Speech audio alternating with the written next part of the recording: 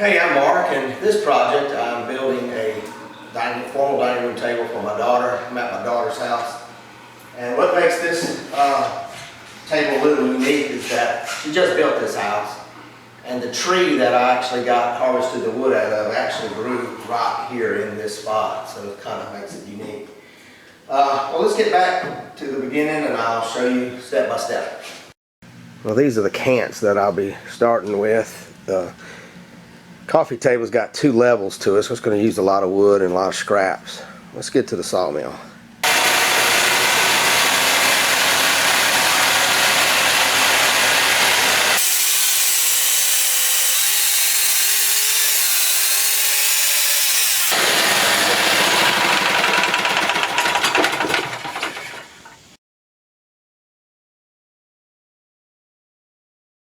Well, there's it all milled up. I didn't do the biggest cant. I don't think that I needed it. My daughter's trying to make up her mind on how big she wants the table. I think it's going to be smaller than what she originally said. So I'll have to wait on her to get the dimensions and we can get started. I cut everything 6 inches too long so that when you run it through the joinery or planer, if any problems appear, you can cut off the section.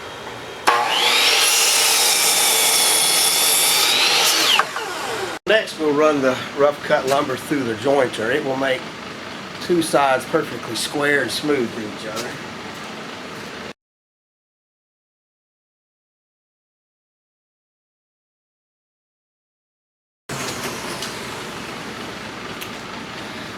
So these two sides, this one and this one, are perfectly square and nice and smooth compared to the rough cut side.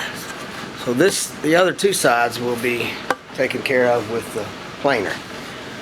Well, let's get the rest of them joined and we'll get outside to the planer. Well, next we'll run it through the planer. The planer will get all my boards the exact same thickness. And then the width of it doesn't matter, but it'll get the two sides true to one another. I do it outside because it's kind of dusty.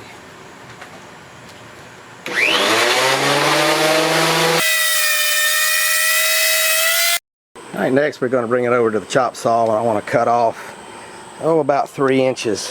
If you remember, I left it 6 inches long, and we'll cut off about 3 inches from each side. I got a stop made. I get to cut it a perfect 5 foot. But I picked the boards, the best side of the board to be the tops.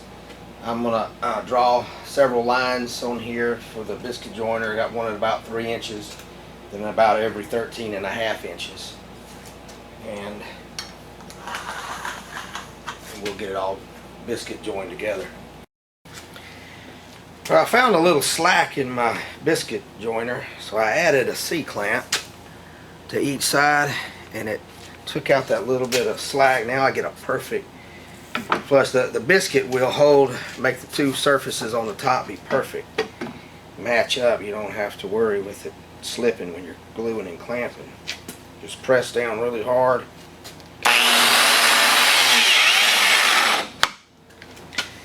And it's pretty simple. Well, next we want to get it glued up. I'm using Tight Bond Original. Really, on a project this big, I should be using a white glue. It sets a little slower. But I'm going to take my time.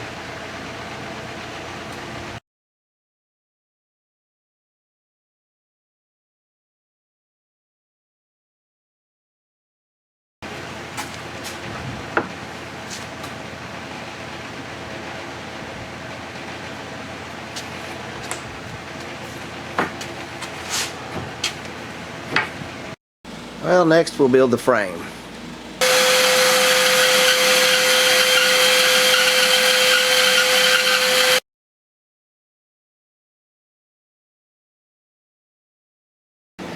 My cut turned out good. I'll have to do some sanding on it. Using a 1/4 inch blade on my vertical bandsaw, and got one more to make. Now that the glue's dry on the tabletop, I cut the 4 sides, just mitered cut them. I'm going to take the Craig tool and do some pocket screws all around it on the inside. and I won't glue it. I won't glue it down.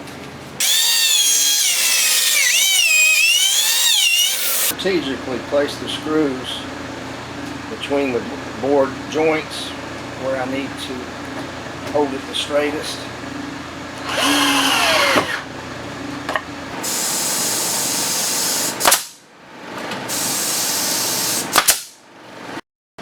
Well, I got the frame around the top done. Next we'll work on the legs and get it all assembled up.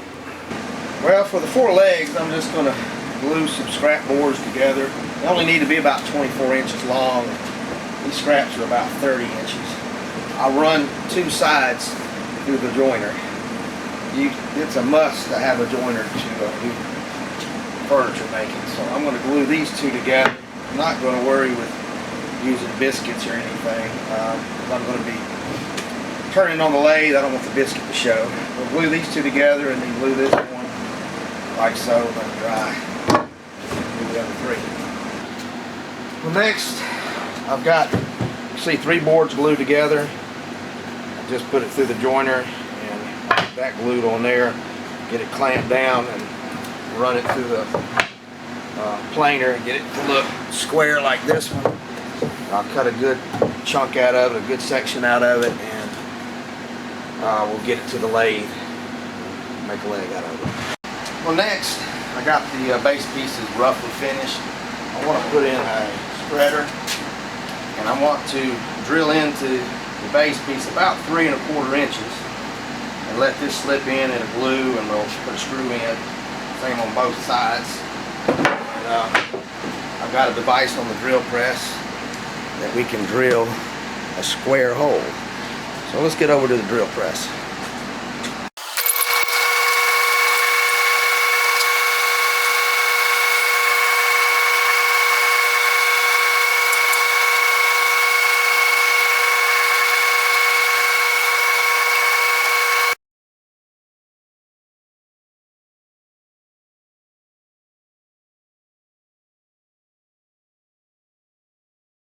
Polish it up, chisel a little bit. I don't want it to fit too tight. I'll be able to put it together. It's a good fit. I'll get it glued. And on this side, I will probably drill through and put a couple of dowels or screws. I'm not sure yet. Well, let's get the other side. Alright, now that we got the square rectangle slots cut in, the next thing I want to do is mount the 4 legs to the top. My daughter and my wife wanted me to leave them square and not turn them in the lathe. And I got to do what they want, not what I like.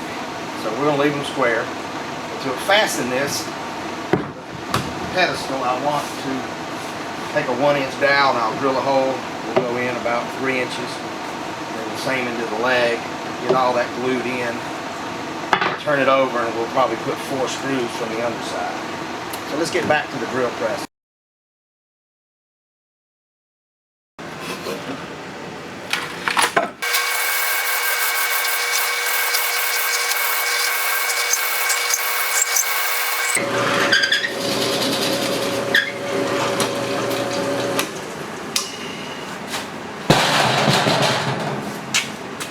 Next, we're ready to get it glued in.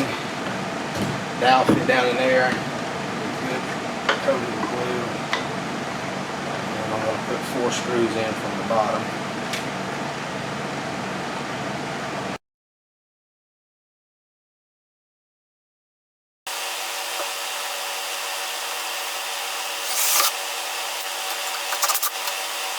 Well, next we'll glue in the stretcher.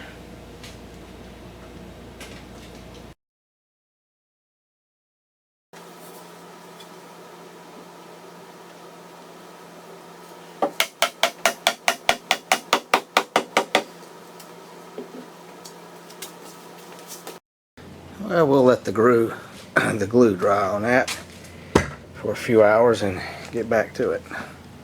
Well, now that the glue's dried, I'm going to glue in 3 dowels on each top and bottom here, and let that dry, and then we'll move on to the next phase.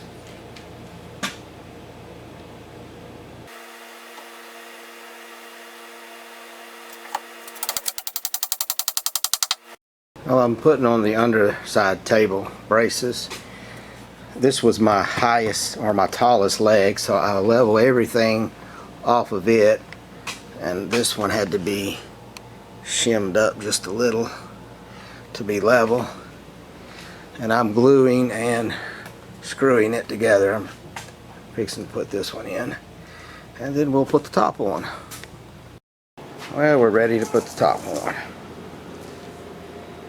Well, my daughter decided on what kind of finish she wanted, and we're going to use a clear wax by Amy Howard. And you take a special brush, and you simply just dab it into the wax, load it up, and just kind of make a twirling motion. It doesn't change the color too much. She liked the natural color of the wood, but she didn't want to polyurethane it. So we'll get all this waxed underneath first, and then we'll do the top. Well, table fit on perfect. Next I'm going to give it a good sanding. I'm using a DeWalt Orbital with a 120 grit to start out with.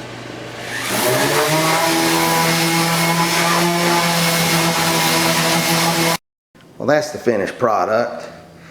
She still got to buy chairs and stuff for it. Turned out good. She still got a lot of decorating to do. It's a new house, and that's a console we built a while back. We appreciate y'all watching. We'll see y'all on the next video.